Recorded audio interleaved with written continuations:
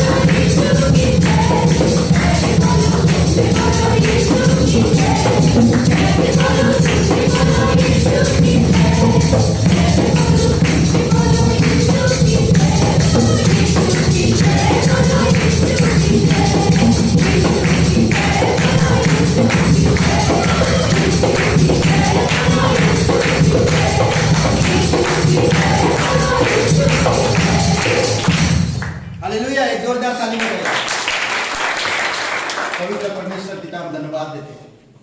तू जीवित है, तू दयालु और कृपालु है। धन्यवाद देते हैं, तू हमारे ऊपर आपकी लहू हमें कवरिंग करके रखा है पिता। तेरे लहू हमें सुरक्षित रखता है। शैतान जब भी हमारी तरफ कोई कार्य करता है तो तेरे लहू है जो हमें सुरक्षित बनाता है।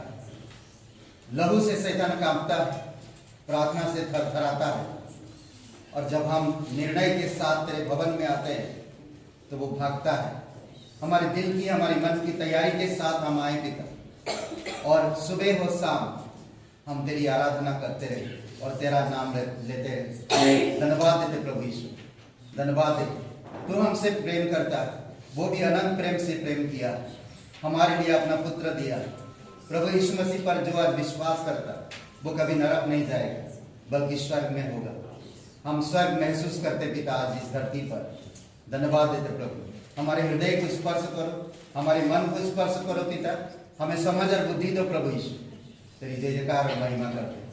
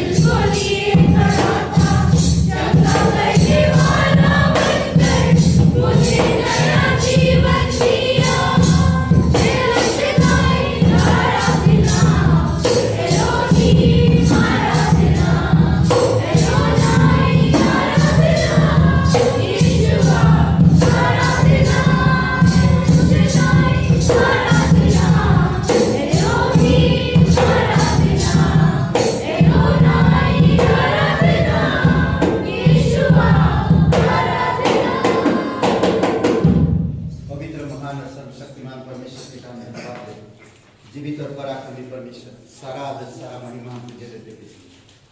धन्यवाद देते हैं आज हम तेरे पास आए प्रभु यीशु। हमारा हृदय, हमारे विचार, हमारे मन को आप जानते हो। हम तैयारी के साथ आए, मन की तैयारी के साथ, ताकि हम तेरी महिमा कर सकें। आज हम तुझसे ग्रहण कर सकें। प्रभु हम खाली हैं, आप हमारे विचारों में स्वर्ग से विचार, आप हमें वो बल और वो शक्ति दो प्रभु। धन्यवाद देते, तू राजाओं का राजा, तू प्रभुओं का प्रभु, तू हमारे लिए जीवन दी, हमें नया जीवन दिया।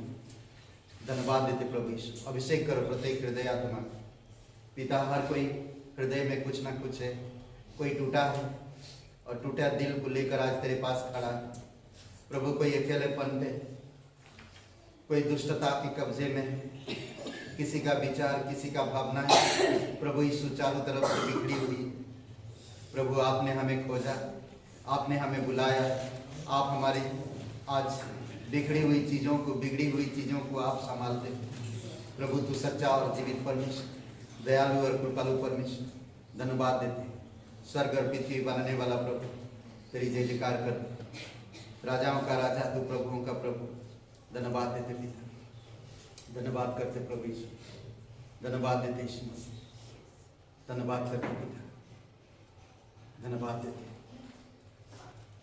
अभिषेक करो प्रत्येक हृदय आत्मा को तेरी आत्मा के द्वारा और तेरी इच्छा से। यीशु नासरी के नाम से मांगते हैं, आमीन। ग्रेटर ग्रेस कलीसिया में आप सभी का स्वागत है। और आइए हम लोग उस सच्चे और जिंदा खुदा के लिए जोरदार तालियां बजाएं।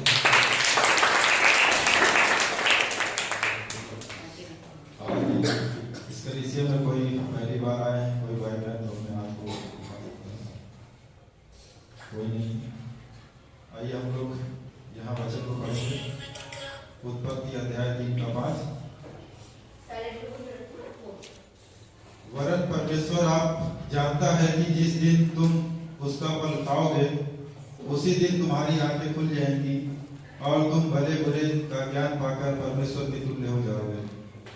उत्पत्ति अध्याय 3 के 5 में आदम और हवा के बारे में कहा गया है। जिस चीज के लिए परमेश्वर मना किया था उन लोग को, वो लोग उसी फल की लालच में आके परमेश्वर से दूर हो गए।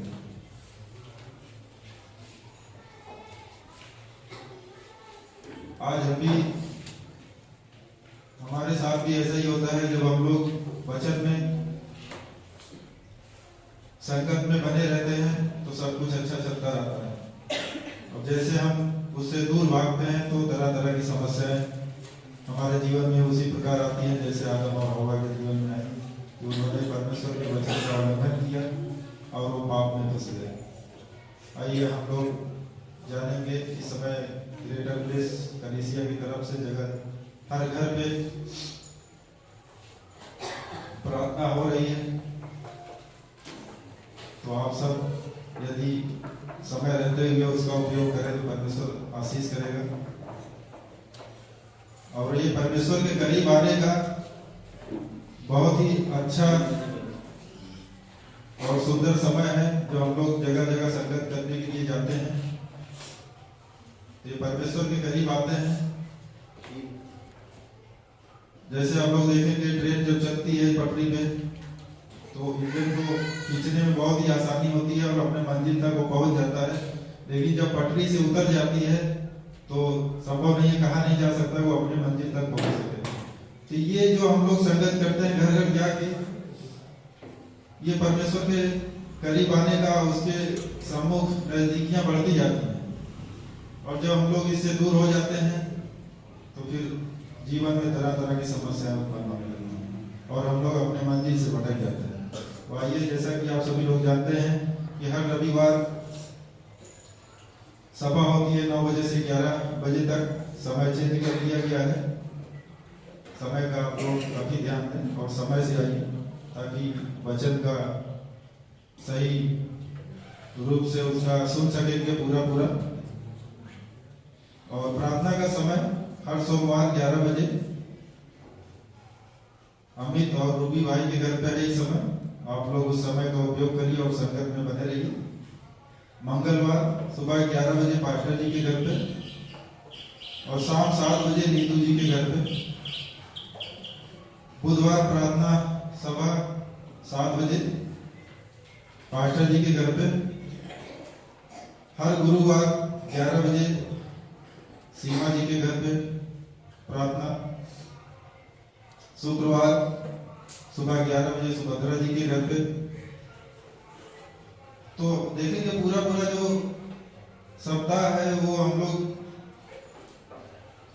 परमेश्वर के प्रचार के लिए, उसकी संगत में, उसके करीब में बने रहने के लिए, कलीसिया के लिए, संसार के लिए, जो हम लोग प्रार्थना का समय पास्टर जी के द्वारा इस समय निकाला गया है, समय दिया गया हर घर के लिए, यदि हम उसका उपयोग करते हैं कि हमारे और आपके लिए बहुत ही अच्छा समय है। शनिवार सभा 11 बजे नरसिंहपुर गांव में होती है, वहां के लिए प्रार्थना करिए कि ताकि उस गांव के लोग परमेश्वर के नाम को जाने और उनकी महिमा करें, उनके जीवन में बड़ी गवाही आए। साप्ताहिक परिवार हैं जय प्रकाश और अर्चना जी, हमारे परिवार के लिए प्रार्थना करिए आप सब कि हम लोग परमेश्वर के और करीब रहे, उनकी आत्मिकता में बढ़ते जाएं। परमेश्वर ज्ञान बुद्धि समझ की आत्मा दे ताकि हम अच्छे से आप लोगों का प्रचार कर सके। प्रार्थना में रखिए। इस सप्ताह मिशनरी है पास्टर पीटर राय कोलकाता से, उनके परिवार के लिए, उनकी कलीसिया के लिए प्रार्थना में रखें कि परमेश्वर उन्हें आशीष करे, उनके कलीसिया बढ़े और ऐसी से बने। प्रार्थना है, कुछ लोग बीमारी में है इस समय, प्रीति सालू और विजय मौर्य जी, उनके लिए प्रार्थना करिए, परमेश्वर आशीष करे और जल्दी ही इन्हें चंगाई दे। संतान से आशीषित हो। कुछ नाम है यहाँ, आशा सेलू, पूजा फैजाबाद, नेहा जी, शिल्पी काता गांव से, इनके लिए प्रार्थना करिए परमेश्वर जल्दी ही इनके जीवन में बड़ी गवाही के साथ इन लोगों को उपस्थित करे इस सभा में। परमेश्वर का धन्यवाद हो। यदि किसी को प्रेयर कराना हो तो नीचे दिए गए नंबर पर पास्टर जी से संपर्क कर सकते हैं। धन्यवाद।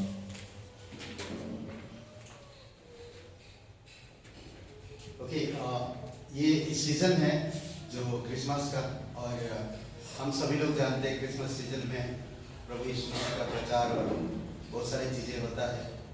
और अगली हफ्ता बता देंगे, आई थिंक 25 तारीख को हम लोग कोई प्रोग्राम नहीं रख रहे हैं, पूरे लखनऊ में प्रचार के लिए निकलेंगे 25 तारीख को यीशु मसीह का जन्मदिन के लिए। तो सोच रहे हैं, अभी हम प्रार्थना कर रहे हैं, जैसा परमेश्वर अगुवाई करेगा उसी तरह से करेंगे। हो सकता है सभा हो 24 तारीख रात को, 24 तारीख को रात को सभा होगा, पूरी रात नहीं, बल्कि जैसे ये मॉर्निंग सभा होती है यहाँ पर, उसी प्रकार से सभा होगा शाम को। हम बता देंगे, अगले हफ्ता आपको पूर्ण रूप से बता देंगे और अच्छा से बता देंगे। और 25 शायद 25 के बाद 27 को या 28 को नरसिंहपुर में होगा, ठीक है, नरसिंहपुर में क्रिसमस होगा। तो आप सभी का स्वागत है नरसिंहपुर में। तो आपके पास सवारी हो तो जो भी है आप आ सकते हैं। नरसिंहपुर में नहीं होगा बल्कि इस बार कांथा में होगा और बहुत खूबसूरत समय होगा, कांथा में होगा। और 31 तारीख को इधर सभा होगा, रात भर फिर प्रार्थना पास्टर जी के घर पे, या आप कोई घर खुलना चाहते हो तो रात भर आपके घर में प्रार्थना कर सके तो वेलकम, आप खुल सकते हो। तो हम सभी आपके घर में आ सकते हैं और खाने वाने सब इंतजाम करिएगा। नहीं मैं मजाक कर डरा रहा, डरिए मत, ठीक है। रात भर अगर प्रार्थना कराना चाहते हैं, रात भर हम लोग करेंगे प्रार्थना, ओके। और आज दोपहर को कमलेश जी और रचना जी के घर में प्रार्थना है 3 बजे, ठीक है। तो ये है 3 बजे कमलेश जी और रचना जी के घर पे प्रार्थना है। तो अगर आपको आना है आज 3 बजे तो वेलकम, ओके। और कैसे हैं संतोष जी, ठीक है।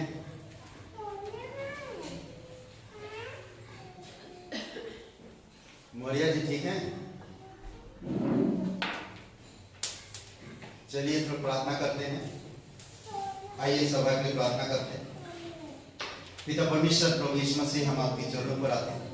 दयालु और कृपालु परमेश्वर, सारा आदर सारा महिमा हम तुझे देते। स्वर्ग और पृथ्वी बांधने वाला प्रभु, तू सच्चा है, तू पवित्र है, तू जीवित है, तू अनुग्रहकारी और दयालु और कृपालु परमेश्वर। सारा आदर सारा महिमा हम तुझे देते। इस दिन के लिए, इस समय के लिए प्रभु यीशु मसीह, आपकी दया आपकी कृपा के अनुसार आप अगुवाई करो। राजाओं का राजा, तो प्रभुओं का प्रभु, सर्वशक्तिमान परमेश्वर, जीवित और पराक्रमी परमेश्वर, धन्यवाद देते पिता, धन्यवाद देते। तेरी आत्मा के अनुसार तू अगुवाई कर। तू सच्चा परमेश्वर है, तू हम सभी लोगों से प्रेम करता है। धन्यवाद देते आपकी बलिदानी प्रेम के लिए। हम जब गुनहगार थे तभी तूने क्रूस पर जीवन दिया। आज हम पापों से, बुराई से हम छूटकर बाहर आए पिता। आपने हमें छुड़ाया, फिर से हम उस पाप में ना जाए। आप अगुवाई करो। दयालु और कृपालु परमेश्वर, सारा आदर सारा महिमा हम तुझे देते प्रभु यीशु। धन्यवाद देते जीवित और पराक्रमी परमेश्वर। अभिषेक करो प्रत्येक हृदय आत्मा में। धन्यवाद देते कुछ प्रीति के लिए पिता, आप उसे स्पर्श करो, छुओ प्रभु यीशु, उसे बल और शक्ति दो। धन्यवाद देते कमलेश जी के जीवन के लिए, उनके पूरे परिवार में शांति और प्रेम दो पिता। आपका उद्धार आया है प्रभु, उनकी बेटे बहू, उनके परिवार में शांति दो पिता। जीवित और पराक्रमी परमेश्वर, तेरी शांति, तेरी अनुग्रह और तेरी उद्धार उस घर में हो। धन्यवाद देते सालू के लिए, रामचंद्र, उनके पूरे परिवार के लिए आपके चरणों पर रखते प्रभु यीशु। तेरी दया और तेरी कृपा के अनुसार तो अगुवाई। संतोषी जी, मौर्य जी के लिए प्रभु यीशु आप स्पर्श करो। कई बार हम नहीं समझ पाते कुछ चीजों जो हमारे जीवन में बीतता है। हम टूटते हैं पिता, परिस्थितियां असंभव लगता है प्रभु यीशु, परंतु असंभव को संभव करने वाला परमेश्वर है। आप हमारी मदद करो पिता। मरिया जी के लिए प्रार्थना करते, आप उनको छुओ, हाड़ मांस लहू से बल दो प्रभु यीशु। पूर्ण रूप से चंगाई दो पिता। प्रत्येक भाई बहनों का विश्वास मजबूत हो, आपके साथ सिद्ध रिश्ता हो पिता, और आपके वचन के ग्रहण करें विश्वास के साथ। प्रभु, हम बीज बोकर सोए नहीं, और ना हम किनारे की तरह बीज को रखे प्रभु हमारे हृदय में, और ना ही हम पथरीली जगह पर बीज को रखे, और ना ही हम झाड़ियों के बीच में, बल्कि हम हमारे हृदय की गहराई में रखेंगे तेरे बीच, तेरे वचन को पिता। तभी हम फल ला पाएंगे, तभी हम आपकी पवित्रता को समझ पाएंगे, तभी हम आपकी धार्मिकता को समझ पाएंगे। प्रभु, हमें अगुवाई करो, अभिषेक करो प्रत्येक भाई बहनों, स्पर्श करो हृदय को, छुओ पिता। धन्यवाद देते, तेरी स्तुति महिमा करो। धन्यवाद देते पिता, जीवित और पराक्रमी परमेश्वर, यीशु मसीह के नाम से मांगते, आमीन।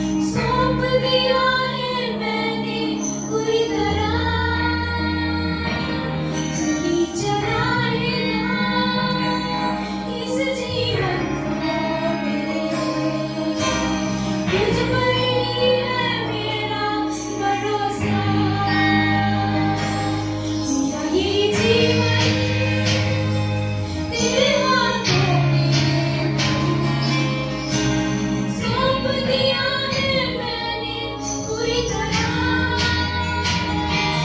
तूने चलाया इस जीवन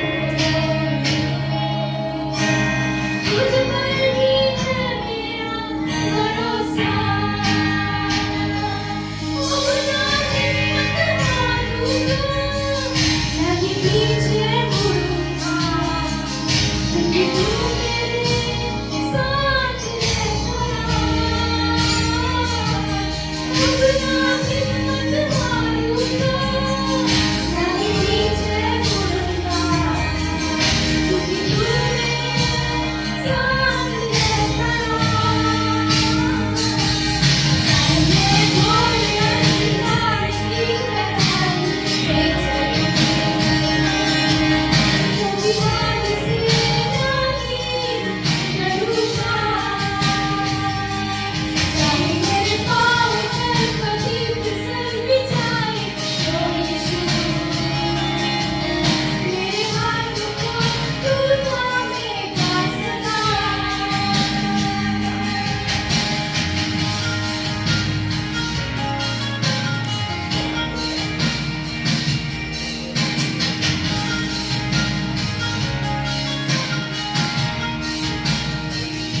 अंजरों की फाटक मुझ पर कभी ना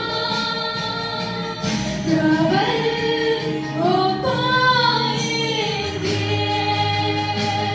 अंजरों के फाटक मुझ पर कभी ना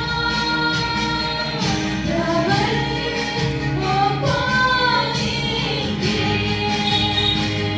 अंधरों के फाटक मुझ पर कभी ना प्रबल हो पाएंगे अंधरों के फाटक मुझ पर कभी ना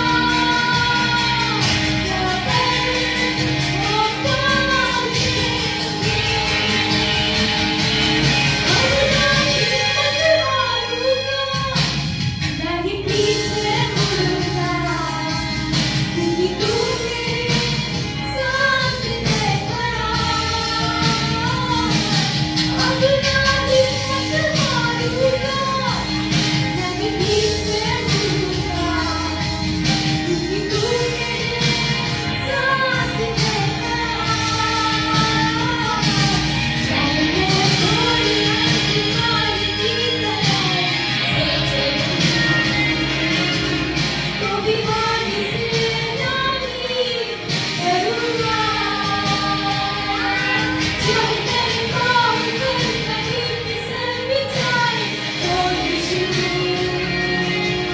मेरे हाथों को तू थामेगा सदा चाहे मैं गोलियां निकाल की लड़ाई से चलूं तो भी हाथ से नहीं डरूंगा चाहे मेरे पाँव पर कभी फिसल भी जाए तो यीशु मेरे हाथों को तू थामेगा सदा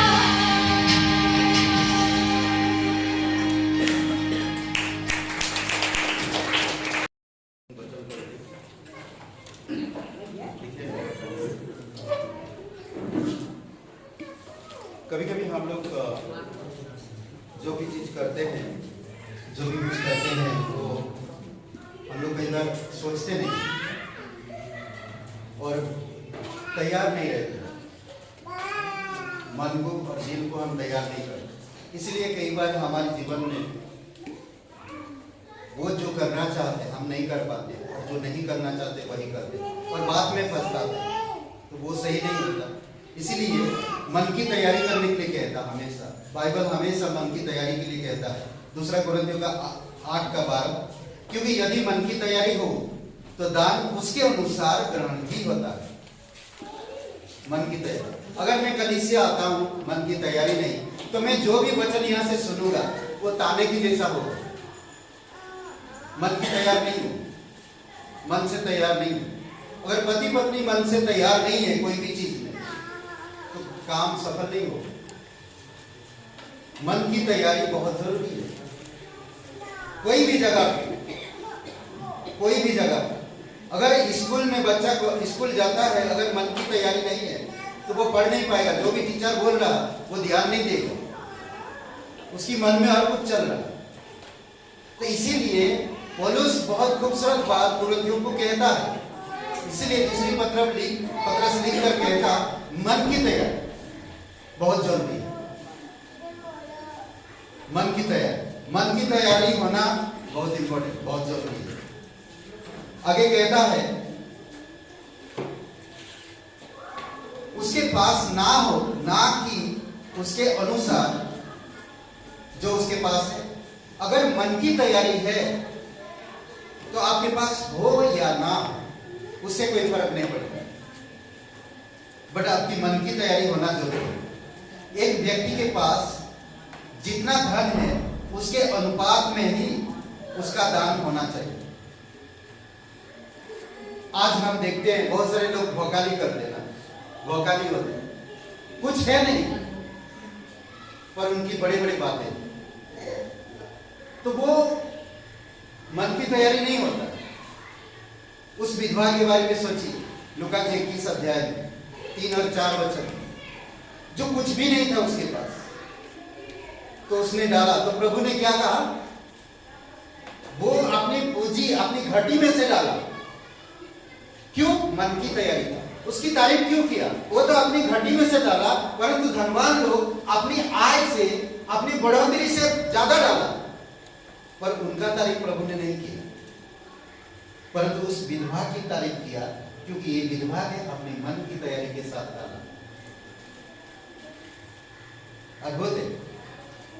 परंतु वो लोगों ने अपनी मन की तैयारी नहीं की। वो अपने पास धन था, उठा के डाल दिया। वो परमेश्वर गिनती नहीं रखता, वो परमेश्वर गिनती नहीं रखता। दूसरा कुरिन्थियों का 9 और वचन 7 में, हर एक जन जैसा मन में ठाना वैसा ही दान करे, ना गुड़ के और ना दबाव से। ये दबाव से नहीं और ना ही गुड़गुड़ा के, कभी भी नहीं। अगर आपको नहीं डालना कोई बात नहीं। कई बार होता है हमारी 10वां अंश या हमारी सैलरी का 10वां भाग हम परमेश्वर को डालने के बजाय हम और काम पे लगा देते, बाद में बोलते अगली महीना में डाल दें। नहीं, मेरा काम अटके रहे चलेगा, पर परमेश्वर की घर में वो जाना चाहिए। ये सिद्धांत, ये मन की तैयारी, ये बातें करता है। तो इसीलिए बहुत जरूरी है कि आपको मुझे समझना और जानना। उस विधवा को 4 वचन में यीशु मसीह ने बहुत खूबसूरत बात कहा, मुझे अच्छा लगता है। उसने सारी जीविका डाल दी, मन की तैयारी इसको कहते। भले मैं भूखा रहूंगा, भले मेरे काम नहीं हो रहा, पर परमेश्वर के लिए मन की तैयारी के साथ डाल। और एक वचन कहता है, हर्ष से देने वालों को परमेश्वर खुशी है। परमेश्वर को आप कैसे खुश करोगे? खुशी से देने से, मन की तैयारी से, तभी परमेश्वर ब्लेसिंग पाए और परमेश्वर हमारे जीवन में भी काम करे। आइए प्रार्थना करें। दयालु और कृपालु परमेश्वर, हम विश्वास करते हैं, हम यकीन करते हैं, तू हमारा सलाहकार है, गवाह है, सच्चा मित्र है, जो मित्रता की सीमा के बाहर काम नहीं करते। प्रभु यीशु, आप मदद करो। धन्यवाद इस कलीसिया के लिए, फाइनेंशियली, शिष्यता में, संगति में, प्रार्थना में आप अगुवाई करें। धन्यवाद यीशु मसीह के नाम से मांगते, आमीन। Thank you.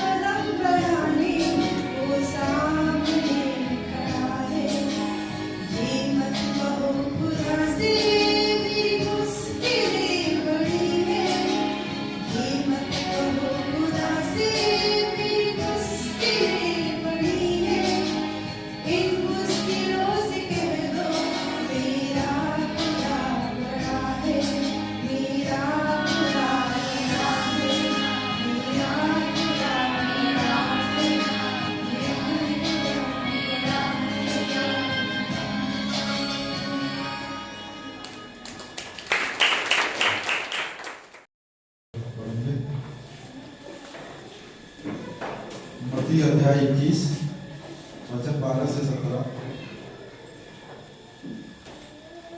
मत्ती अध्याय 21 वचन 12 से 17।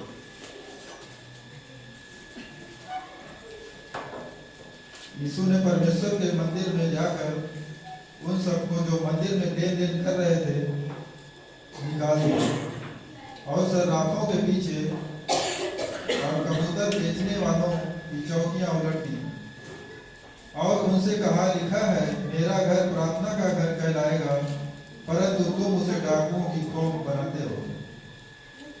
तब अंधे और लंगड़े मंदिर में उसके पास आए और उसने उन्हें चंगा किया। परंतु जब प्रधान याजकों और शास्त्रियों ने इन अद्भुत कामों को जो उसने किए और लड़कों को मंदिर में दाऊद के संतान को होशाना पुकारते हुए देखा तो वे क्रोधित हुए और उससे कहने लगे, क्या तू सुनता है कि ये क्या कहते हैं? यीशु ने उनसे कहा, हाँ, क्या तुमने यह कभी नहीं पढ़ा, बालकों और दूध पीते बच्चों के मुंह से तूने अपार स्तुति कराई? तब वह उन्हें छोड़कर नगर के बाहर बैतनिय्याह को गया और वहां रात बिताई। पिता परमेश्वर प्रभु यीशु मसीह, हम धन्यवाद करते हैं पिता इस वचन के द्वारा। पिता परमेश्वर, तो हमारे हृदय आत्मा से बातें करना पिता, हम धन्यवाद करते हैं। तेरी स्तुति तेरी महिमा करते हैं पिता। सारी गौरव और महिमा पिता यीशु मसीह में है। आप लोग बैठ सकते हैं और 2 मिनट के लिए जो वचन पढ़े अभी 2 मिनट के लिए 12 से 17 वचन, जो भी वचन पढ़े आप थोड़ा बात करिए आपस में, 1-2 मिनट के लिए थोड़ा आपस में बात करिए, ठीक है? और उसके बाद फिर हम लोग संदेश में चलते हैं।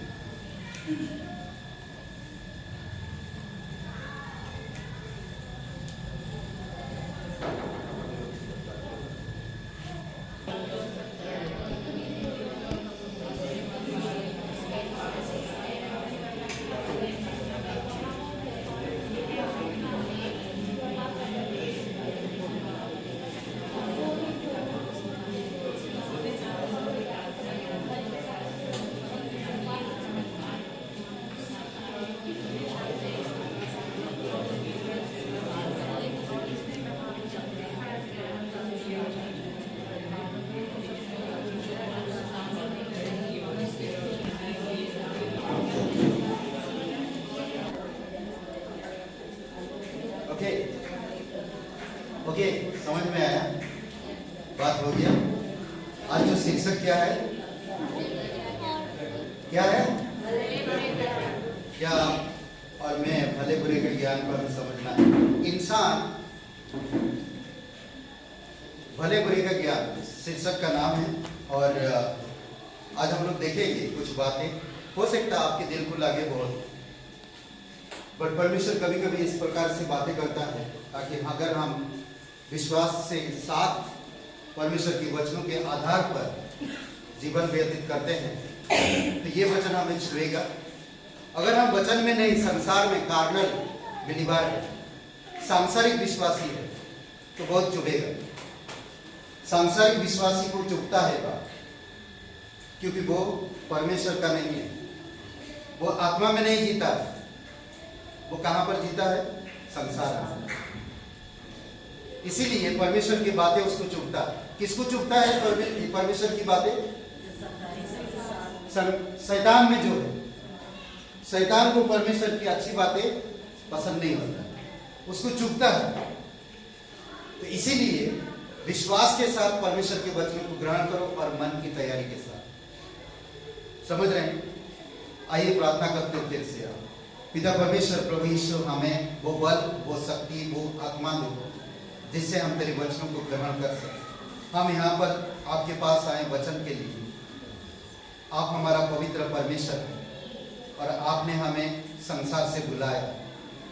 आप हमें सीखने के लिए एक कलीसिया दिया है ताकि हम बच्चे की तरह जवान की तरफ बढ़े और जवान से वयस्क की तरफ। प्रभु आप हमारी मदद करो।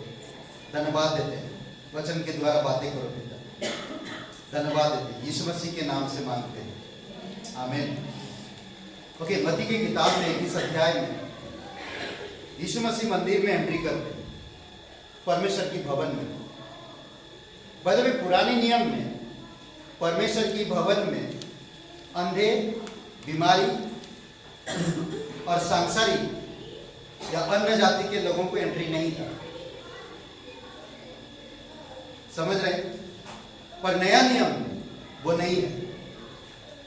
नया नियम में क्या कहा? जो भोज दिया था, लूका की किताब में जो भोज दिया था, तो निमंत्रण करने वाले लोग नहीं आए, जिनको बुलाया गया वो नहीं आए। फिर कहता उनको जबरन लेकर आओ, तब भी नहीं आए। फिर अपनी दासों को परमेश्वर ने भेजा, वो भोज देनहार ने अपनी दासों को भेजा कि टूडे, लेंगड़े, गरीब, भिखारी, अंधे, बहरे, ऐसे लोगों को उठाकर ला, और वो भोज में शामिल हुए। समझ रहे? प्रभु यीशु मसीह समझने वाली बात है यहाँ पर, भले और बुरे का ज्ञान। जिस दिन इंसान भले और बुरे का ज्ञान के फल को खाया या उस वृक्ष के फल को खाया, तो उसी दिन से वो परमेश्वर से छुप रहा है। इसीलिए भले और बुरे का ज्ञान समझना बहुत जरूरी है आपको मुझे। भला क्या है और बुरा क्या है। हमारे देश में बहुत से ऐसे चीजें हैं जो हम लोग कर रहे हैं और नहीं जानते। वो समाज की ओर से अच्छा दिखता है और परमेश्वर की ओर से वो बुरा है। तो इसीलिए आपको मुझे समझना, अगर मैं एक विश्वासी हूं, मैं परमेश्वर पे विश्वास करता हूं, मेरे लिए प्रभु यीशु मसीह क्रूस पर जीवन दिया, तो मेरा फर्ज है कि अच्छे और बुरे का ज्ञान रखूं और उन चीजों को समझकर परमेश्वर की सच्चाई में बढ़ूं। मुझे कैन की जैसा मेरा दिल नहीं रखना, कैन की जैसा दिल नहीं रखना, और ना ही मुझे साउल की जैसा दिल रखना, साउल राजा। मुझे समझना और जानना है कि मैं परमेश्वर में हूं और मैं परमेश्वर में कैसा रहूं, परमेश्वर क्या चाहता है और परमेश्वर किस तरह अगुवाई करता है। जब यीशु मंदिर में प्रवेश किया तो कहा, बालकों को और दूध पीने बच्चों के मुंह से तू अपार स्तुति कराए। जब स्तुति करने वाले लोग या समझदार लोग परमेश्वर की महिमा नहीं कर रहे, तो परमेश्वर क्या कहता? बच्चे, यीशु मसीह ने एक बार कहा, बच्चे तेरे राज्य में, बच्चे के जैसा दिल, बच्चे के जैसा मन रखो, तब तुम्हें प्रभु के राज्य में एंट्री मिलेगा। कई बार आप और मैं समझते वचन, पर उस प्रकार का दिल, उस प्रकार का मन नहीं रख पाते। यहां पर अद्भुत बात कहता, यीशु मसीह ने गया, वहां पर क्या हो रहा? मंदिर में, परमेश्वर की भवन में लोग बिजनेस बना के रखा, बिजनेस कर रहे थे, व्यापार कर रहे थे। आज भी बहुत सारे कलीसिया में बहुत सारे पास्टर, बहुत सारे लीडर बिजनेस, व्यापार कर रहे हैं। परमेश्वर की भवन में एनजीओ चला रहे हैं, ट्रस्ट चला रहे हैं, ये कर रहे हैं, संसार की सिद्धांत को कलीसिया में ला रहे हैं। कलीसिया के सिद्धांत में दूर, बहुत दूर दूर तक कलीसिया की कोई सिद्धांत नहीं दिख रहा, और बिजनेस कर रहे हैं।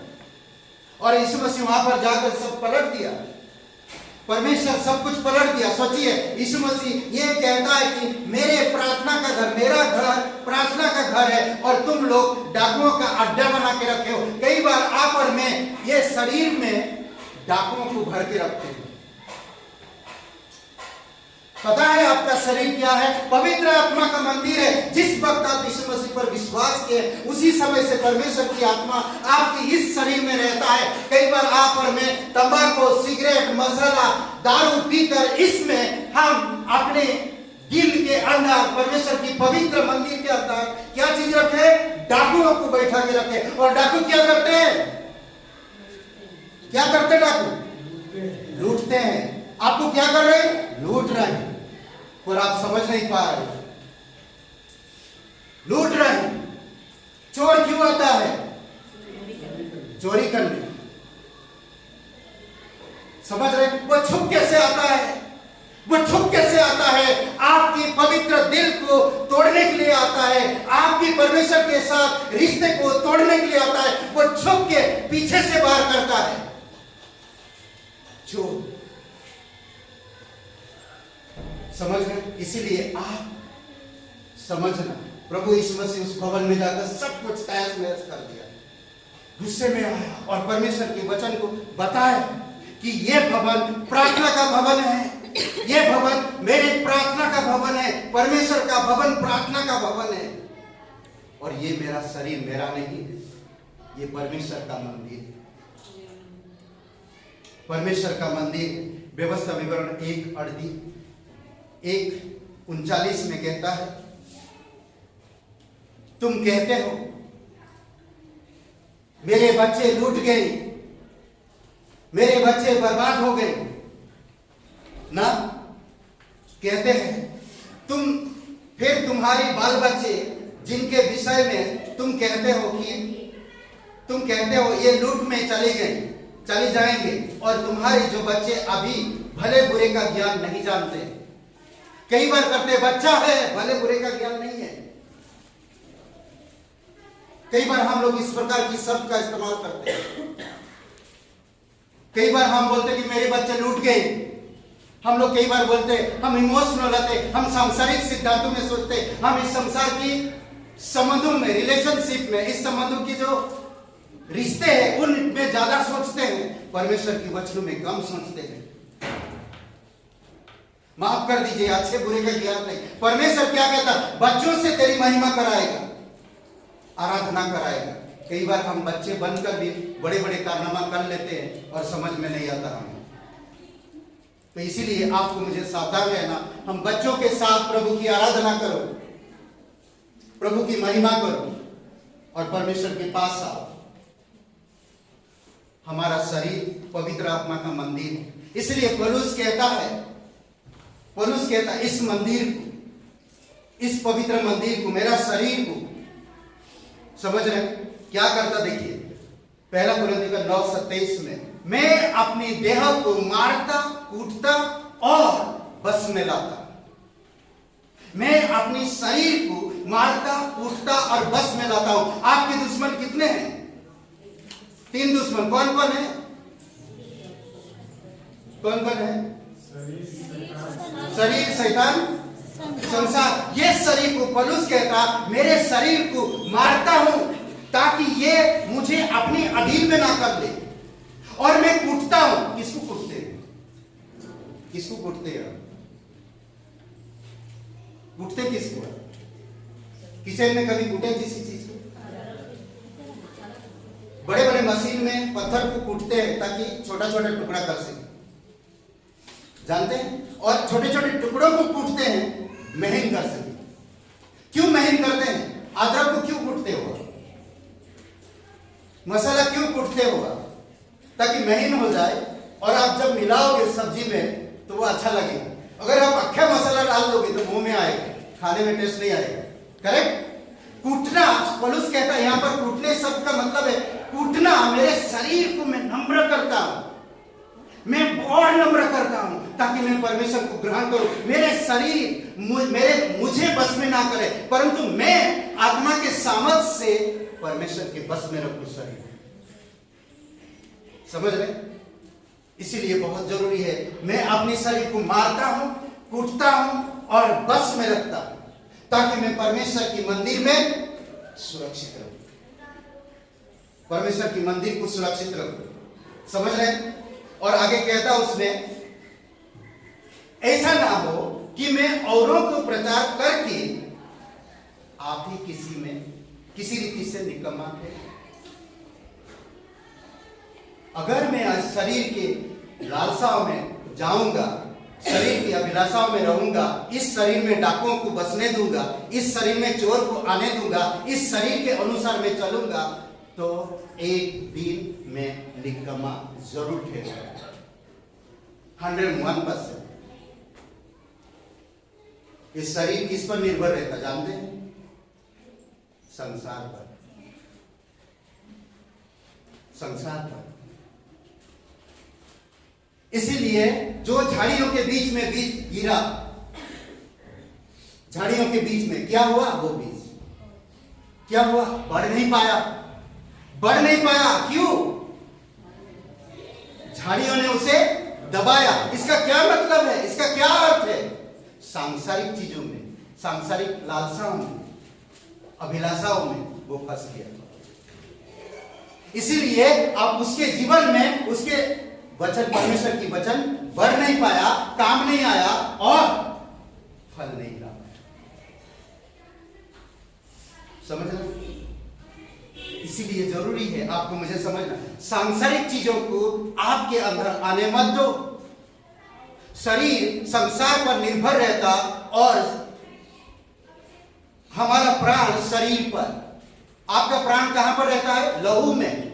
आपका प्राण शरीर पर निर्भर रहता और शरीर संसार पर, और संसार को कौन चला रहा? शैतान। तो इसीलिए शैतान चाहता कोई चीज आपको मैं दूं ताकि मैं तुम्हें खींच सकूं,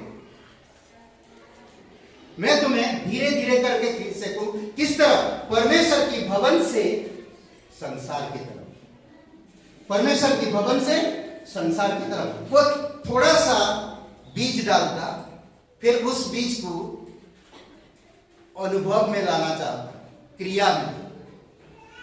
फिर जब क्रिया में आता उसी को संचालित करता और वो आपके अंदर काम करता और आप सांसारिक जैसा सोचते हैं, परमेश्वर के काम को नहीं, बल्कि सांसारिक जैसा सोचते हैं, सांसारिक जैसा बोलते हैं, सांसारिक जैसा करते हैं, सांसारिक फैशन, सांसारिक रिवाज, सांसारिक आदतें, सांसारिक पढ़ा लिखा, सांसारिक ज्ञान, सांसारिक रीति, सांसारिक संबंध, सांसारिक जैसे हम करते हैं। परमेश्वर कहता तुम संसार से अलग हो, तुम संसार के नहीं। सिंपल सी बात, मैं बहुत पहले शायद ये उदाहरण दिया। आप किसी किराए के घर, ये जो मंदिर में प्रभु यीशु मसीह प्रवेश करता है, इसका बहुत अच्छा उदाहरण होता है इस प्रकार से कि एक घर में आप किराए पे रहते, परिवार, खूबसूरत परिवार, प्रभु की आराधना करते हैं, एक साथ मिलकर काम करते हैं, किराए पे घर पे रहते हैं। मकान मालिक आता, बोलता है यहाँ पर एक कील है, ये मेरा है, इसमें कुछ टांग के रखा है। बोलता बाकी घर के सब चीजें तुम्हारा है, पर ये मेरा है। इसमें एक बैग है, वो रहने दीजिएगा, उसको हाथ मत लगाइएगा। वो किराएदार बोलते ठीक है, ओके चलेगा, कोई बात नहीं, मुझे कोई प्रॉब्लम नहीं है वो खुंडी से। तो अच्छा से रह रहे, बहुत अच्छा चल रहा, खुशी से आनंद के साथ बच्चे बड़े सभी लोग खुशी रह रहे। पर एक दिन मकान मालिक आता है, बोलता है कि भाई साहब आपको थोड़ा तकलीफ पहुंचा रहे, थोड़ा ये मेरा वो कुछ काम है, तो वहां से कुछ निकालना है। तो वो जाता है, यहाँ पर बैग निकालता और कुछ करता और कुछ रखता और फिर वापस से बैग टांग के चला जाता। 2-3 दिन के बाद वहां से बदबू आता, बहुत गंदे बदबू, बहुत गंदा। तो वो लोग रह नहीं पाते, इतनी गंदगी बदबू आ रही। तो वो लोग उस घर से बाहर जाना पड़ा। तो कभी कभी आप और मैं शैतान को जब मौका देते तो हमारे अंदर गंदगी पैदा करते, और एक दिन परमेश्वर के मंदिर को हमें भी छोड़ना पड़ता। तो इसीलिए गंदगी करने के लिए शैतान को अवसर मत दो, सांसारिक चीजों पर नहीं। वह किसी भी तरह शरीर को ऐसा काम करने से रोकता है। पौलुस शरीर को ऐसे काम करने से रोकता है जिससे सांसारिक सिद्धांत, सांसारिक शिक्षा, सांसारिक रिवाज, सांसारिक परंपरा, सांसारिक रिलेशनशिप, सांसारिक फैशन, सांसारिक चीजें, वस्तुएं एंट्री ना। वो इसीलिए मारता, इसीलिए कूटता, इसीलिए बस में करता ताकि सांसारिक चीजें उसके अंदर प्रवेश ना करें। जो मैं शरीर के बस में रह सकता हूं, जब मैं शरीर पर ध्यान नहीं करूंगा, शरीर पर ध्यान करने का मतलब है कि मुझे इस शरीर को परमेश्वर की वचन में बढ़ाना। परमेश्वर की पवित्र आत्मा का मंदिर है, इसीलिए इस शरीर को परमेश्वर की कलीसिया का एक हिस्सा समझना।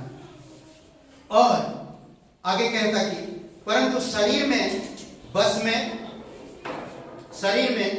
में रहे।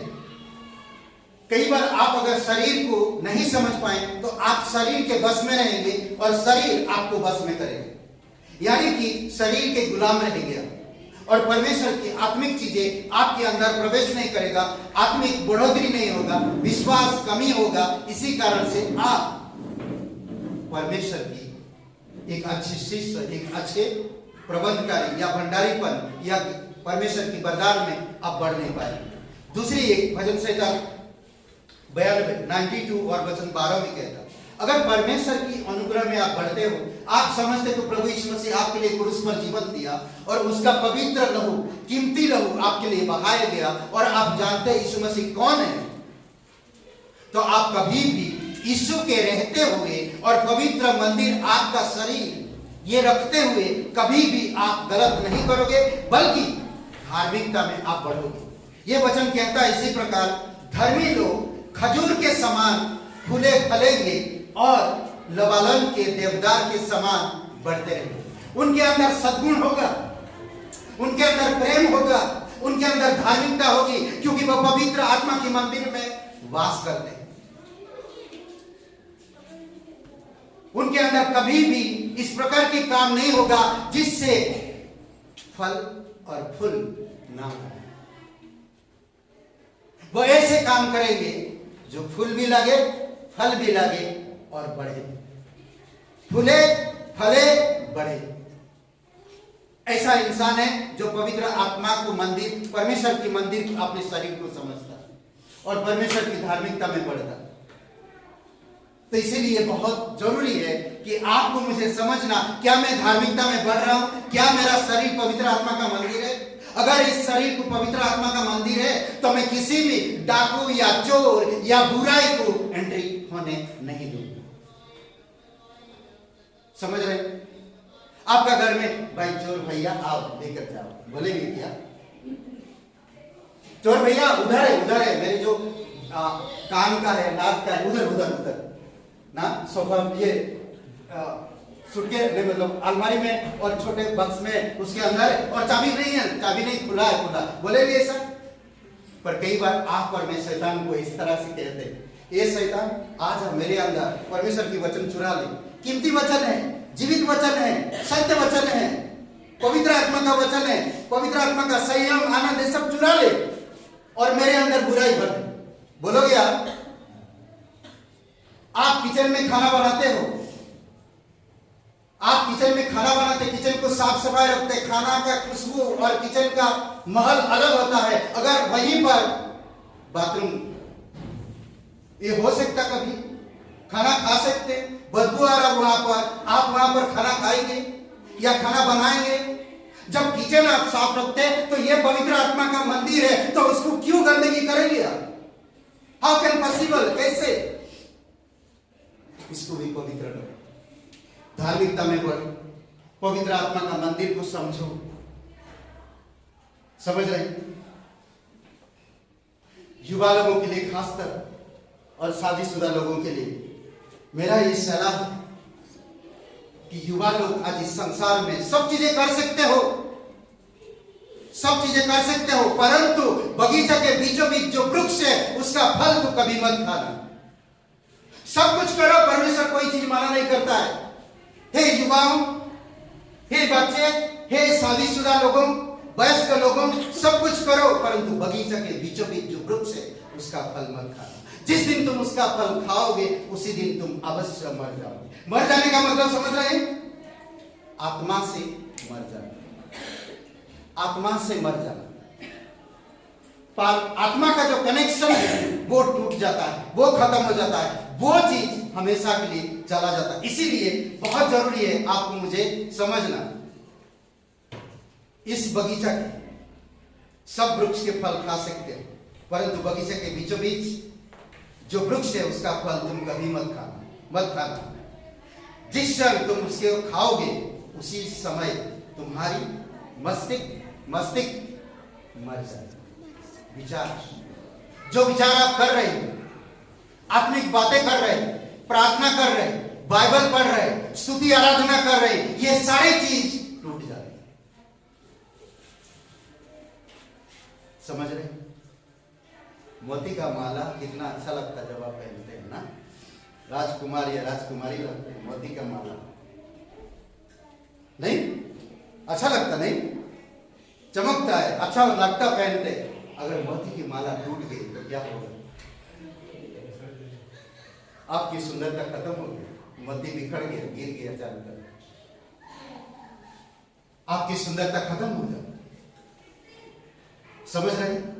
तो इसीलिए बुरे और भले का ज्ञान समझना बहुत जरूरी। इंसान को परमेश्वर कहा था कि वो भले और बुरे का जो ज्ञान है उसको तू कभी मत खाना, परंतु आप मैं कहते, इसलिए सुलेमान कहता मैंने सब चीज करके देख लिया हूं, परंतु इस सूरज के नीचे जो कुछ भी करो वो सब कुछ व्यर्थ। घमंड, धन, बीबी, ना शरीर की लालसाएं, हर चीज करके देखा, हर चीज, परंतु सूरज के नीचे सब कुछ व्यर्थ। आखिरी में कहता परमेश्वर को ही जानना यही सत्य जीवन। समझ रहे? परमेश्वर को ही जानना यही सत्य जीवन है। आप आत्मा, आपका मस्तिष्क मर जाता जब वो फल खाते हो, आपका मस्तिष्क मर जाता, यानी कि विचार खत्म हो जाता, आपका माइंड खत्म हो जाता, मर जाता। तो माइंड क्या करेगा? देखिए, फिर वो खुद अपना चुनाव करता, वो किसी की बात नहीं सुनेगा, वो किसी की बात नहीं सुनेगा, वो नम्र नहीं होगा, वो क्षमा नहीं मांगेगा, वो अपनी तरीके से जीवन जिएगा, वो अपना इच्छा पूरी करेगा। जब परमेश्वर एंट्री किया, कुछ भी नहीं कहा, परमेश्वर क्या भयानक है था। पहले तो आता था, मैं बहुत अच्छा बात करता था, मैं गाना गाता था, मैं परमेश्वर के आगे पीछे कूदता था। आदम कहता है मैं परमेश्वर के साथ साथ चलता था, मैं उसके साथ टहलता था, मैं उससे बातें करता था, परंतु आज मैं छुप रहा। परमेश्वर आया, छुपो। अच्छे और बुरे का ज्ञान जब आता है तो छुप रहा, छुप रहा। शैतान बोलता है भाई आ रहा तुम्हें अब बहुत पिटेगा। छुप गए।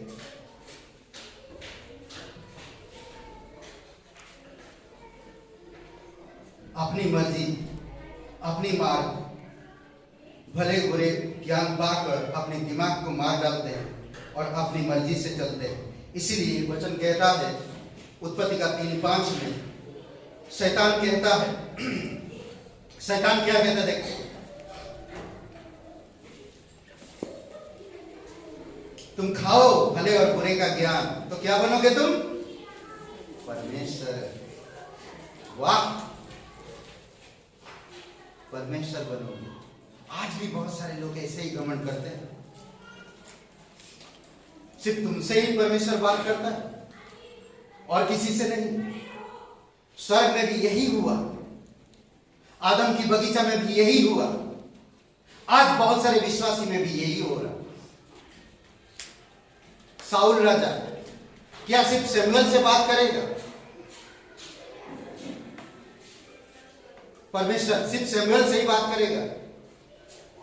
मैं एक बड़ा राजा हूं, मुझसे भी परमेश्वर बात करेगा, जो मैं बलि करूंगा वो भेंट करूंगा। हे सैमुअल सुन, तेरा अभिषेक और किसी को दे दिया, छोटा बच्चा को दे दिया ना, दाऊद 12 साल का बच्चा, उसी को द्वारा अभिषेक, वही अभिषेक उसके ऊपर चला गया और क्या कर रहा वो आज? आराधना, परमेश्वर महिमा कर रहा। छोटा बच्चा, कई बार आप और मैं परमेश्वर के अभिषेक को भूल जाते हैं इस संसार की रिलेशनशिप के कारण। और शैतान यहाँ पर क्या कह रहा आदम और हवा को? परमेश्वर आप जानता है कि जिस दिन तुम उसका फल खाओगे उसी दिन तुम्हारी आंखें खुल जाएगी और तुम भले बुरे का ज्ञान पाकर परमेश्वर के तुल्य। क्या बात, क्या बातें किया शैतान ने। वचन 7 देखिए, वचन 7 बाइबल क्या कहता देखिए, वचन 7 में, तब उन दोनों की आंखें खुल गई और उनको मालूम हुआ कि वे नंगे हैं। पहले तो पता नहीं था ये गलत सही क्या है, ये पाप है, उनको पता नहीं था, ये गलत है, पता नहीं था। वो नंगे परमेश्वर के साथ घूम रहे थे, परमेश्वर की आराधना कर रहे थे। उनके दिल में कोई खोट नहीं था, इनके दिल में कोई बुरा नहीं था, उनके दिल में कोई क्या बोलते कि घमंड, ईर्ष्या, लड़ाई, झगड़ा, ऐसे कोई भी चीज नहीं था। उनके माइंड एकदम पवित्र था, प्योर था, परमेश्वर के साथ चल रहे थे। परंतु अब क्या हुआ, आप वो समझ गए कि मैंने गलत किया, मैं तो नंगा हूं। जिस समय हम परमेश्वर की आत्मा को मारते हैं, तभी हमें गिल्टी फील होता है कि मैंने बहुत बुरा किया, ऐसा नहीं करना चाहिए था, मैंने बहुत बुरा किया। प्रभु यीशु मसीह आप और मेरे अपराधों के कारण क्रूस पर जीवन दिया। उस क्रूस के पवित्र लहू को देखो जो आपके सारे पापों को माफ किया, और आज आपका शरीर पवित्र आत्मा का मंदिर है और पवित्र आत्मा आप में निवास करता है। वही संबंध जैसा आदम और हवा के साथ तब परमेश्वर का संबंध था, परंतु जब शैतान उनको गिराया तो वो संबंध खत्म हो गया, वो संबंध टूट गया। अब उनको क्या करना पड़ा, अपनी गलतियों को छुपाने के लिए अंजीर के पाते जोड़ जोड़ के गलतियों को छुपा। समझ रहे? तो इसीलिए मेरी सलाह यह है, हे जुबान और अविवाहित, संभालो अपने आप। परमेश्वर आपसे प्यार करता है, परमेश्वर आपके द्वारा महान काम करना चाहता है, आपके जीवन को जानता है। क्यों संसार की अभिलाषाओं में गिरना? अपने शरीर को पवित्र रखो, अपने जीवन को पवित्र रखो, पवित्र आत्मा के मंदिर को साफ रखो, दाग लगने मत दो। समझ रहे? बहुत जरूरी है। यहां पर कहता एक नखास बोल के एक शब्द है, मुझे नहीं करना। एक व्यक्ति कभी दारू नहीं पिया, आज वो पहला गिलास लेता है, दारू का पहला। अरे बहुत बेकार है यार, फिर भी पी गया, बहुत बेकार है, पी गया। फिर मुझे टेंशन है यार, बीवी का टेंशन है, नहीं करना था यार, बहुत बेकार लग रहा है, जलन हो रहा, फिर भी पी रहा। शैतान चाहता कुछ नहीं, तरह जलन सब जाएगा, बीवी का टेंशन जाएगा, घर का टेंशन जाएगा, तो पी ले। कोई युवा अगर एक बार सिगरेट लेता पहला, तो उसकी पवित्र मंदिर में डाकू को एंट्री कराता, नखास बोलता नहीं करना, मौका मत दो उसे मौका। बाइबल स्कूल परमेश्वर का पवित्र आत्मा है, परमेश्वर का वचन है। परमेश्वर कितने सारे लोगों को उत्पत्ति से लेकर प्रकाशित वाक्य तक लोगों को इस्तेमाल किया। उन जुबान को देखो जो परमेश्वर ने उनके जीवन में काम किया, उनको देखकर समझो। कई बार हो सकता आपका लाइफ सेटल नहीं हो रहा, हो सकता आप युवा हो और आपको वो चीजें नहीं मिल पा रहा, हो सकता आपको बार बार कोई डांट रहा, पड़ताल कर रहा, पर आप गलत में मत पड़ो। अपने शरीर को छूने मत दो किसी को, अपने शरीर में पवित्रता रखो, अपने शरीर को शैतान को छूने मत दो। हमेशा परमेश्वर के साथ पवित्रता में जीवन जियो। और खासकर वयस्क लोग भी, शादीशुदा स्त्री पुरुषों को मेरा यही सलाह है, कभी भी आपकी पत्नी को छोड़कर किसी भी औरत को आपकी गाड़ी में लिफ्ट मत दो। भले वो प्रॉब्लम है, भले उनकी कोई भी प्रॉब्लम है, परंतु आप अगर सच्चे विश्वासी हो, कभी भी अगर आपका भाभी भी हो, अगर आपका कोई रिश्ते भी हो, तो उनके साथ कोई भी आपकी गाड़ी में बैठा के मत छोड़ो। हमारे हिंदुस्तान में ये बहुत है, आप मदद कर देते हैं, मदद करते करते हाथ पकड़ लेते हैं, हाथ पकड़ते पकड़ते गला पकड़ लेते हैं, फिर दोस्ती हो जाता, चलो मैं तुम्हें एक आइसक्रीम खिलाता, चलो एक में कॉफी पिलाता, चलो अरे पति तो गया तुम्हारा काम पे, चलो ना। समझ रहे? रिश्ते पवित्र रखो। आप और मेरे लिए प्रभु यीशु मसीह क्रूस पर जीवन दिया, शैतान से छुड़ाया और नरक से बचाया। ताकि हमारा रिश्ता पवित्र रहे। तो मैं कैसे अपवित्र बना सकता हूं इस रिश्ते को? कैसे मैं इस रिश्ते को अपवित्र बना सकता? हे युवाओं, ध्यान दो, नखास शब्द है जिसको कहता पहली बार जो गलत करता, पहली बार नखास नहीं करना, यूनानी शब्द। दूसरा एक शब्द इसमें कहता पाप करने की क्रिया तुरंत बाद दोषी होने लगे। वचन 7 में, उत्पत्ति के 3:7 में हम लोग जो पढ़ा, पाप करने के बाद क्या हुआ? वो क्रिया के तुरंत क्रिया पाप करने की क्रिया के तुरंत बाद दोषी होने की तीव्र अनुभूति जमाई आया। गलती हुआ, बहुत बड़ा गलती। यही चाहता शैतान, यही फंसाता युवाओं को, यही कर रहा आज, समझ रहे? फंसा रहा, और फिर टूटते वो, और फिर बिखरते वो। कई सारे लोग बिल्डिंग के नीचे ऊपर से कूद जाते हैं, कई सारे लोग फांसी लगा देते हैं, कई सारे लोग दिमाग की हालत, मानसिकता में चले जाते हैं। आज बहुत सारे बेटियां, बहुत सारे लड़के आज मानसिक प्रॉब्लम है। दोहरा पड़ता उनको। क्या करता शैतान जानते हैं? दोहरा कैसे पड़ता है? ब्लड का जो सर्कुल, क्या बोलते हैं, लहू की जो संचालन एक जगह पे चुप हो जाता है, और कहते हैं कि नस दब गया। शैतान नस को दबाता। पता है आपके लहू में वो शक्ति है जो आपके पूरे शरीर को चलाता है, और जब आपके दिमाग में चुप हो जाता है तो उसको दोहरा पड़ने लगता है, और जब दोहरा पड़ता है तो कोई भी उसको ठीक नहीं कर सकता है, क्योंकि उसकी लहू बंद हो जाती है। फिर कुछ समय के बाद वो थोड़ा सा उठता है, लहू चलता है, तो फिर ठीक हो जाता है। तो कई सारे नौजवानों को आज मानसिक दोहरा पड़ता है। मानसिक दोहरा पड़ता क्यों जानते हैं? क्योंकि अपनी मर्जी से चलते हैं, परमेश्वर की पवित्र मंदिर को गंदा करते हैं और अपनी इच्छा अनुसार काम करते हैं। इसीलिए पौलुस कहता है पहला कुरिन्थियों का 7:1 में, हे युवाओं ध्यान दो, इसमें कहता उन बातों के विषय में जो तुमने लिखी, यह अच्छा है कि पुरुष स्त्री को ना छूए। कभी भी अगर आप जवान हो, कभी भी किसी भी आदमी को या लड़के को छूने मत दो अपने शरीर। अगर आप परमेश्वर पे विश्वास करते हो, संसार में सब चलता है, आओ मैं तुमसे बहुत प्यार करता हूं, अरे तुम्हारे घर में मारपीट होता रहता है, आओ मैं तुम्हें शांति दूंगा, मैं तुम्हें प्यार दूंगा, आओ गले लगो, मैं तुम्हें प्यार भरा किस देता हूं, आओ मेरे पास आओ तुम। हे कमान, ये सब चीज से दूर रहो, ये सब पाप है और परमेश्वर की मंदिर को आप गंदा कर रहे हैं। समझ रहे?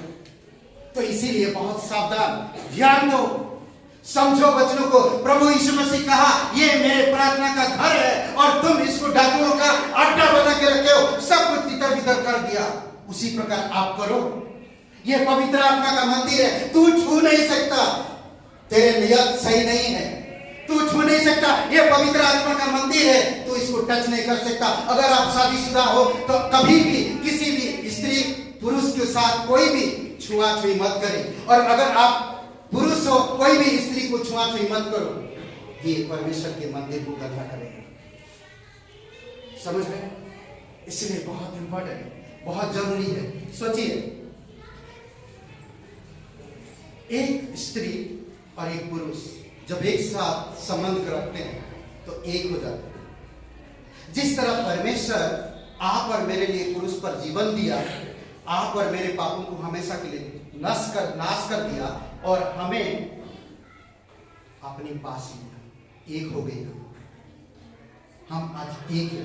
परमेश्वर और मैं परमेश्वर का मंदिर हूं, परमेश्वर का मन मुझ में है।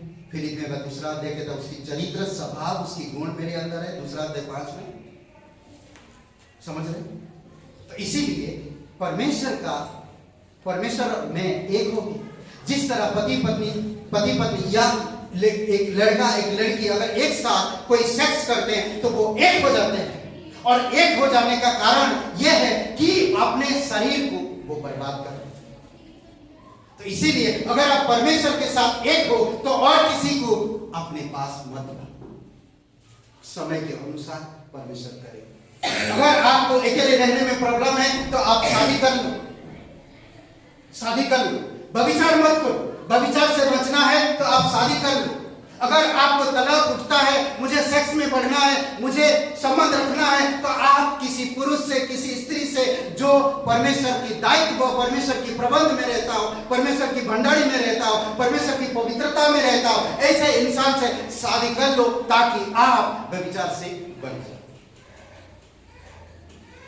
समझ रहे? कभी भी इमोशनल या किसी इमोशनली दुखित होकर, भावुक होकर किसी के साथ आओ ना, थोड़ा सा बात करो, मेरा दिल बहलाओ ना थोड़ा सा, ये सब चीजें परमेश्वर को जगह मत। किसी भी कारण से आप अपने आप को जगह मत दो। और किसी भी पुरुष को, भले आप चल के चले जाओ, भले धूप है, भले ठंडा है, भले थोड़ा अंधेरा हो रहा, परमेश्वर से प्रार्थना करके जाओ, परंतु किसी भी पुरुष का लिप मत लो। अगर आप शादीशुदा हो या आप लड़की हो, कभी भी आप अपने आप को छूने मत दो। कोई भी अगर शादी से पहले मेरे शरीर को छूता है तो वो पाप है, ये परमेश्वर का वचन कहता है। तो इसीलिए मुझे समझना और मुझे जानना, समझ रहे हैं?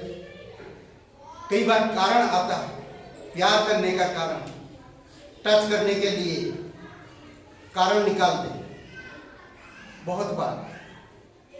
अरे कुछ नहीं होता है, परमेश्वर का वचन अपनी जगह पे है, हम तुम्हें थोड़ी गलत करेंगे, सिर्फ छू रहे हैं, यही तो मौका। शैतान घुमाते घुमाते घुमाते घुमाते घुमाते घुमाते उस पेड़ के पास ले गया। अरे हवा, सुनो सुनो, देखो कितना बढ़िया पेड़ है ना, उसका फल देखो कितना अच्छा ना, क्या लगता तुम्हें, खाओगे? नहीं नहीं नहीं नहीं नहीं, परमेश्वर ने मना किया बाबा, मैं तो नहीं खाऊंगा, ऐसा हम कहते। अरे कुछ नहीं होगा अगर तुम खाओगे। वही बोला, कौन बोला? शैतान। उसने कहा नहीं, परमेश्वर ने मना किया, इसका फल भी नहीं खाना, इसको छूना भी नहीं। अरे कुछ नहीं होता है, सुनो सुनो सुनो, परमेश्वर का वचन भी तो कहता है तुम खाओगे तो तुम्हारी आंखें खुल जाएगी, तुम अच्छे बुरे का ज्ञान रखोगे और तुम परमेश्वर की जैसे बन जाओगे। वाह क्या बात है, कितना अच्छा शब्द है, चलो मैं खा लेता हूं, ये बात तो सही है। समझ रहे? कई बार ऐसा होता है, आप अपनी पवित्र मंदिर गंदा मत करो, डाकुओं को, चोरों को, गंदगी को, संसार की चीजों को आने मत।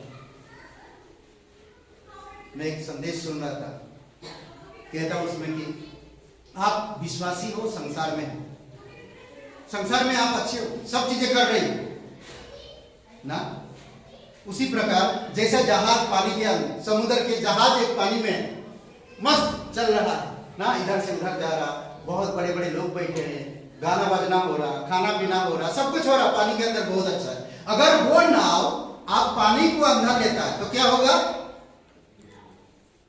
पानी में वो ठीक है, जब तक पानी उसके अंदर नहीं गया तब तक ठीक है, जब पानी अंदर जाएगा तो क्या होगा? डूब जाएगा। उसी प्रकार परमेश्वर आज आपको कहता है, आप विश्वासी हो, तुम पवित्र आत्मा का मंदिर हो, इस संसार में रहते हो, खुशी से रहो, आनंद के साथ रहो, प्रार्थना का जीवन हो, विश्वासी जीवन हो, धार्मिकता का जीवन हो, फूलो फूलो, बढ़ते रहो बढ़ते रहो बढ़ते रहो। परंतु आप संसार की चीजों को अंदर लेंगे तो क्या होगा? फूलने के बजाय, फलने के बजाय, बढ़ने के बजाय डूबते रहे। समझ रहे? तो इसीलिए आपको मुझे सावधान रहना, समझना। ओके, और एक बाइबल की सिद्धांत बहुत खूबसूरत है। बाइबल की सिद्धांत 1 कुरिन्थियों का 11 अध्याय, ध्यान दीजिएगा। पौलुस यहाँ पर पहले वचन में कहता, मेरी सी चाल चलो क्योंकि मैं प्रभु यीशु की चाल चल रहा हूं। पौलुस क्यों कह रहे? आज हम घर घर प्रार्थना कर रहे हैं, मैं देखा सिर्फ वही घर का लोग और पास्टर जी। जब मौका मिलता आओ, जब मौका मिलता सबके लिए है ये। अगर हम प्रचार में नहीं जा पा रहे, रोड में प्रचार नहीं कर पा रहे, तो हम घर घर जाके उस एरिया के लिए प्रार्थना कर रहे हैं और उस एरिया में गाना गा रहे हैं ताकि लोग आसपास जाने कि विश्वासी है। वहां भी गाना हो रहा था, कोई विश्वासी सुनेगा, कोई विश्वासी बोलेगा, मैं थोड़ा सुनता हूं बगल से, पास्टर संदेश दे रहे हैं, उनका दिल सुनते सुनते बन गया, उद्धार में आ गया। यही तो प्रचार है। इसलिए हम साथ मिलकर करना चाहिए। सोमवार को, मंगलवार को, बुधवार को, गुरुवार को, शुक्रवार को, सर हर दिन हम लोग कर रहे हैं। हर दिन जहां अवेलेबल हो वहां पर आओ। है, समझ सकते हैं आपकी काम है, मेरे पास रोज रोज समय नहीं मिलता, पर एक दिन तो समय मिलता है, मैं एक दिन आ सकता हूं, पास्टर को मदद कर सकता हूं, हम टीम बनकर काम कर सकते हैं, पवित्र आत्मा को भर सकते हैं। डाकू आने से पहले, सील लगाने से पहले मैं पवित्र आत्मा को मजबूत कर लूं। समझ रहे हैं? उसमें कहता है स्त्री पुरुष, सॉरी यीशु, पुरुष का सील यीशु है और स्त्री का सील पुरुष है। अगर स्त्री का बाल छोटा हो तो ओढ़नी के विषय में यहां पर बात होता है। पवित्र आत्मा के विरोध में बात हो रहा है। यहां पर बोलते कि आत्मा के विरोध में बात हो रहा है। यहां पर कई बार बोल रहे हैं लोग ओढ़नी क्यों डालो, ओढ़नी नहीं डालो, तो पौलुस अच्छा से समझा रहा, मैं कपड़े की ओढ़नी की बात नहीं कर रहा, मैं बाल की ओढ़नी की बात कर रहा। पुरुष अपने बाल ना बढ़ाए, अगर पुरुष अपने बाल बढ़ा लिया तो वो कैसा दिखेगा? इतना बाल पुरुष कैसा लगेगा? सोचिए, ये बाइबल के सिद्धांत के बाहर है। अगर पुरुष बाल बढ़ा रहा है, लंबा बाल रख रहा है, तो सिद्धांत परमेश्वर की आत्मा के विरुद्ध में है। अगर औरत छोटा बाल कर रहा है, लड़के काटिंग कर रहा है, तो वो भी बाइबल की सिद्धांत के बाहर है। तो करना क्या है? स्त्री का लंबा बाल सुंदरता है, बाइबल कहता है। इसीलिए मेरे बाल लंबे हो, स्त्री का बाल लंबे हो और पुरुष का बाल छोटे। समझ रहे? अब उल्टा करते तो स्त्री का बाल छोटे होते जा रहा और आदमी लोग के बाल लंबे होते जा रहे, तो ये बाइबल के विरोध में जा रहा है। समझ रहे? तो इसीलिए बहुत जरूरी है आपको मुझे समझना। पौलुस समझा रहा कि इस तरह की कार्य या सिद्धांत में मत रहो। स्त्री का बाल उसकी सुंदरता है, उसको शोभा बढ़ाता है। अगर बाल उसका छोटा है तो ओढ़नी डाल। इस प्रकार लिखा नहीं, परंतु यही सत्य है। और आदमी कभी भी बाल बड़ा ना करे। वहां पर पौलुस कहता यीशु मसीह का सिर परमेश्वर है और पुरुष का सिर यीशु मसीह है और स्त्री का सिर पुरुष है। इसीलिए आपको मुझे समझ रहे? अगर आज आप बाइबल बिलीवर हो तो आप केयरफुल, बाल कैसे रखना, कपड़े कैसे पहनना, ये सारी चीजें बहुत इंपॉर्टेंट, समझ रहे? बहुत जरूरी है, ताकि लोग आपके प्रति आकर्षित ना हो। परमेश्वर प्रबंधकारी, प्रबंध करने वाला। आप जो चीज के पीछे दौड़ रहे हो, परमेश्वर उसके पीछे उसका प्रबंध करेगा आपके। परंतु आपने पवित्र आत्मा को अपनी मर्जी से जाकर पवित्र आत्मा के मंदिर को गंदा किया, तो इसी कारण से आपका प्रबंधकारी वो प्रबंध नहीं कर पाए। तो इसीलिए परमेश्वर को, प्रभु यीशु मसीह को कहो कि तू मेरा प्रबंधकारी, तू मेरे लिए प्रबंध करता है, तू सच्चा परमेश्वर है, तेरा लहू मुझे कवर करता है, मुझे कोई छू नहीं सकता और ना मैं कभी किसी को छूने दूंगा। पहला कुरिन्थियों का 7वां अध्याय वचन नहीं, समझ रहे? तो इसीलिए हमें सावधान रहना। पता है वो तोड़ों की दृष्टांत यीशु मसीह ने कहा मत्ती के 25 अध्याय में और वचन 21 में कहता है, शाबाश हे मेरे अच्छे दास, बहुत बढ़िया, तू थोड़े में विश्वास योग्य रहा, थोड़े चीज में तू विश्वास योग्य रहा, आओ मेरे साथ बहुत चीजों का मैं अधिकारी बनाऊंगा, बहुत सारी चीजों का अधिकारी बनाऊंगा। तो थोड़ा चीज में विश्वास योग्य बना रहा, शाबाश मेरे विश्वास योग्य दास, समझ रहे हैं? और कहता है बहुत सारे चीजों का अधिकारी मैं तुम्हें बनाऊंगा। आज अगर मैं थोड़े चीज में परमेश्वर के साथ पवित्रता का जीवन जी रहा हूं, उसकी इच्छा अनुसार चल रहा हूं, उसकी कार्य कर रहा हूं, फूल रहा हूं, फल रहा हूं, बढ़ रहा हूं, तो आने वाले समय में परमेश्वर कहता कि बहुत बढ़िया, थोड़ी चीज में तुम विश्वास योग्य बने रही हो, तो मैं तुम्हें बहुत सारी चीजों में अधिकारी बनाऊंगा। परंतु जिसको एक मिला था उसने क्या किया? मैं डर गया। आप जहां पर बोते नहीं वहां काटते हो, जहां बिखरते नहीं वहां पर बटोरते। तो इसीलिए मैं उसको जमीन में गाड़ा, बाइबल को लिया और इसको पटली बांधा और उसको बहुत अच्छा कपड़ा से और इसको ऐसा रखा और बोलता आमीन, रोज आता आमीन, रोज आता आमीन। कभी मैंने खुला नहीं, कभी मैंने बोला नहीं, कभी मैंने पढ़ा नहीं, कभी मैंने सोचा नहीं। ये पवित्र आत्मा की मंदिर में डाकू को भर के रखा, पर मैं रोज बोलता आमीन, यीशु के नाम से आमीन। समझ रहे हैं? तो क्या हुआ? ये भी था जो दिया था परमेश्वर, उसको भी उससे ले लिया और उसको कहा कि हे सुनो, इसको अंधेरा में काल कोठरी में डालो। क्या आप काल कोठरी में रहना चाहते हो या नहीं? तो नहीं, पवित्र आत्मा को पवित्र रखो, पवित्र आत्मा के मंदिर को, एक भवन को पवित्र रखो। भले बुरे का ज्ञान इसी में है कि आप जीवन को पकड़ो, आप सक्रिय मार्ग में चलो, आप परमेश्वर की पवित्र आत्मा की इच्छा को समझो, आत्मा के अनुसार चलो, प्रेम में चलो, संयम, नम्रता, धीरज, ये सारी चीजों की खोज करो, परमेश्वर की धार्मिकता को खोज करो। बाकी सारी चीजें ऑटोमेटिकली तुम्हारे जीवन में आ जाएगी। जिस दिन खाओगे अच्छे बुरे का ज्ञान, ये पास्टर जी आप गलत बोल रहे हैं, उसी दिन से मेरा गिरना तय है। उसी दिन से पवित्र आत्मा जो बोलता, पवित्र आत्मा जो कहता है, मैं उसके अधीन सुनना और सुन के आगे बढ़ना। आमीन। आइए प्रार्थना करते हैं। सबकी आंखें बंद है, सबकी सर झुकी हुई। कोई भाई बहन आप पहले कभी विश्वास नहीं किए, आज आपके पास मौका है। आप विश्वास कर सकते हो, आप अपने शरीर को पवित्र आत्मा के मंदिर बना सकते हो। प्रभु यीशु मसीह कहता है, जो भी उसके नाम पर विश्वास करता है वो उद्धार पाता है और उसका शरीर पवित्र आत्मा का मंदिर कहलाता है। अगर आप विश्वास करना चाहते, पहले कभी नहीं किए, आज आपके पास मौका है। प्रभु यीशु के नाम पे आप विश्वास कर सकते हैं, अपने पापों को मानकर प्रभु यीशु मसीह से पश्चाताप कर सकते हैं।